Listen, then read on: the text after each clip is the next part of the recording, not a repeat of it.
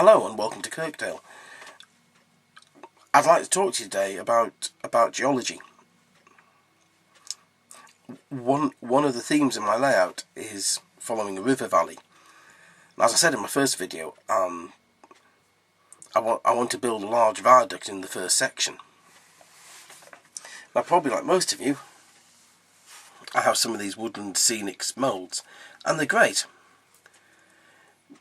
But it's a very common mould now, and I want something a bit different. So I've been playing around with RTV Silicone for a few years, and it's really easy to use. And with that in mind, I've been casting my own moulds. So I went into the garden and had a hunt around and found a piece of gritstone. Now, I want gritstone to form a sandstone. It's very, very rough. It's got a very nice texture to it. And off this you can take multiple moulds. It's really easy to do. So if you buy a wooden scenics mould, you're spending about £10 per mould. And it's a tub of RTV in front of you. It's a 500 gram tub, and that's about £16. Off that alone, using my piece of gritstone from the garden, I've cast various moulds.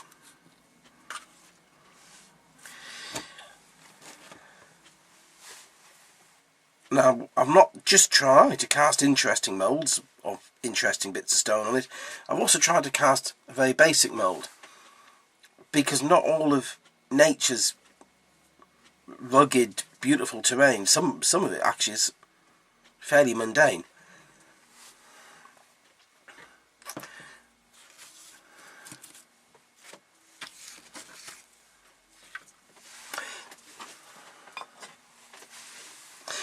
And also I've used slate, and slate casts you a really nice mould. So one corner of slate gives you quite a nice little rocky outcrop. These moulds can actually be reused a lot, and are fairly durable. I've never really had any issues with it. It needs to be washed carefully in warm water, the same as you would for any mould. But they're quite durable. I also broke up multiple bits of slate and I glued them together. And when I cast this mould, I thought I'd failed. It was a blown mould, an awful lot of leaks on it. And if you're going to cast your own moulds, I'd strongly suggest that even if you think you've failed miserably, try the mould at least once. Because I've very nearly binned this, and yet I've got quite a nice little rock face out of it.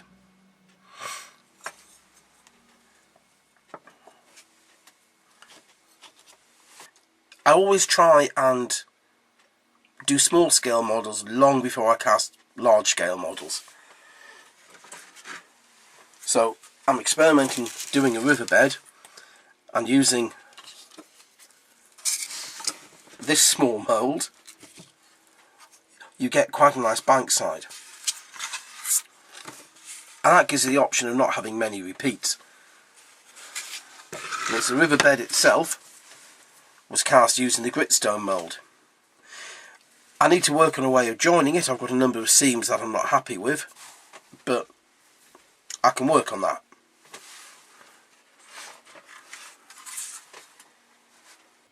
So, as I said, casting with RTV is quite straightforward. I have here a small rocky outcrop I made earlier. It's some offcuts of slate and some cat litter, actually. Clean cat litter. With a model like this, you have to put a dam around it, and all this reservoir is going to do is just hold the silicone in place. But that needs to be sealed. There's small gaps. I don't know if the video is going to pick it up, but there's small gaps around it, and it's to seal that I use, well, it's green tack, not blue tack. Right, that's done. Make sure you leave a gap between the dam and this is whatever you're casting. It's very straightforward to mix RTV. You need very little equipment, basically some digital scales. Ones which you can zero.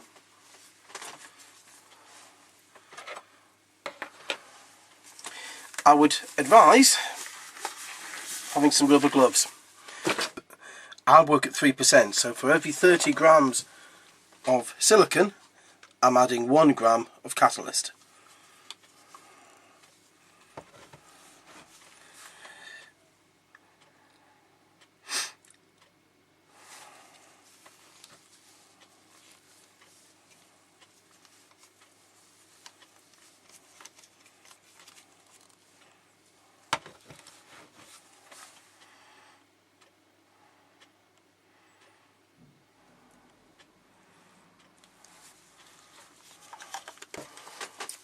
When you mix it, try not to be too vigorous.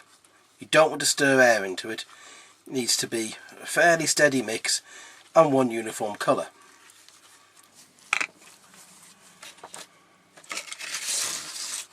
Most moulds will blow at some point unless you're really good at your damming.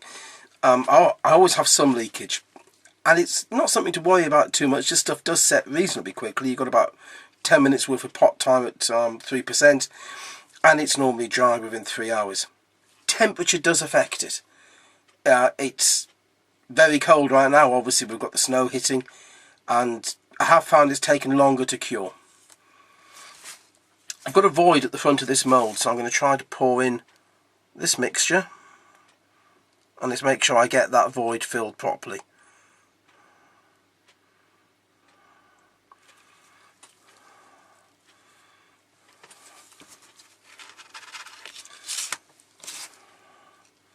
And of course I've managed to miss the mould on this one.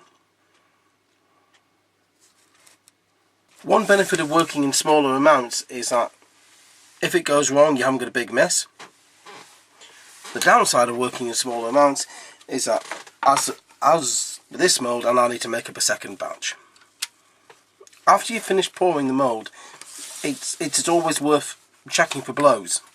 So a blow is where the mould's leaking. So I've got a slight one here.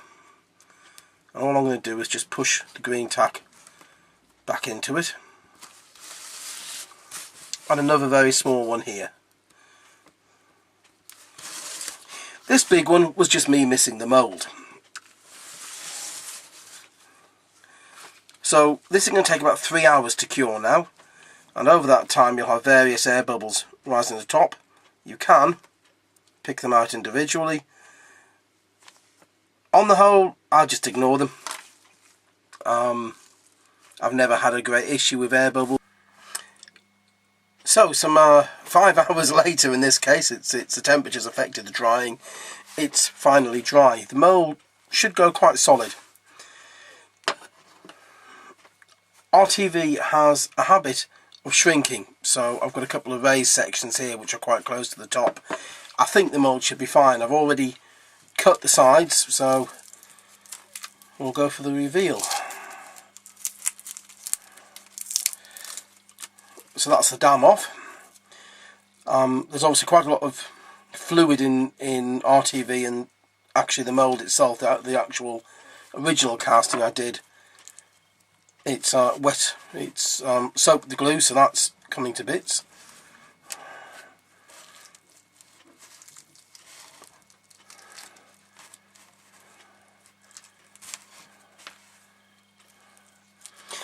You never know until this point, unfortunately, whether it's worked or whether it's completely failed.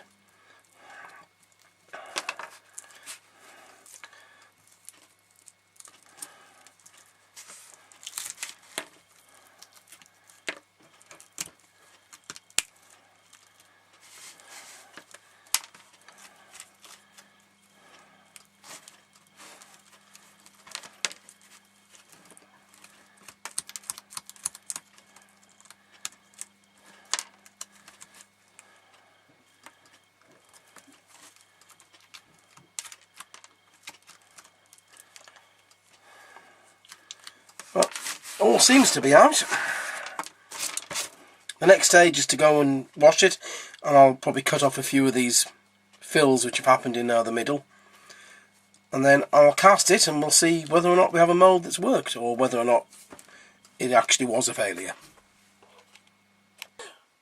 So here's the mould. I've trimmed off the inner bits.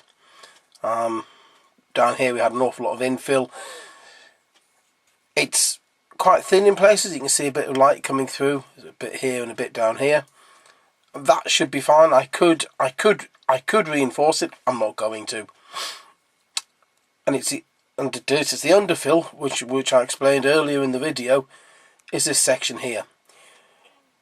That's not cast well at all. Maybe if I cast it in resin it would be fine. It's not in plaster. It's quite a good little mould. I'm quite happy with it. It's got quite a nice. It's got quite a nice amount of detail on it. And here's the second casting of it. So it's come up quite nicely. The slate detail here has come out really nicely. This is a section which actually should be the overhang, and it's just not strong enough to cast. But on the whole, I think it's okay. It will appear on the layout.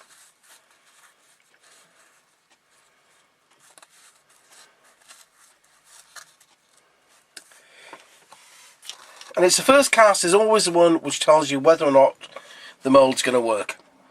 I've cast some things that just fail miserably, and they shouldn't do, and there's no reason that I can come up with. It's just pot luck sometimes. You need to mix your RTV properly. If you don't, you will have cast failures. And this is the first one. It's all painted up. I made the tree out of seafoam using the standard method of using it. I don't tend to spray paint it. Sorry, I don't tend to use spray glue. I actually just dip it in PVA and then sprinkle the flock over it.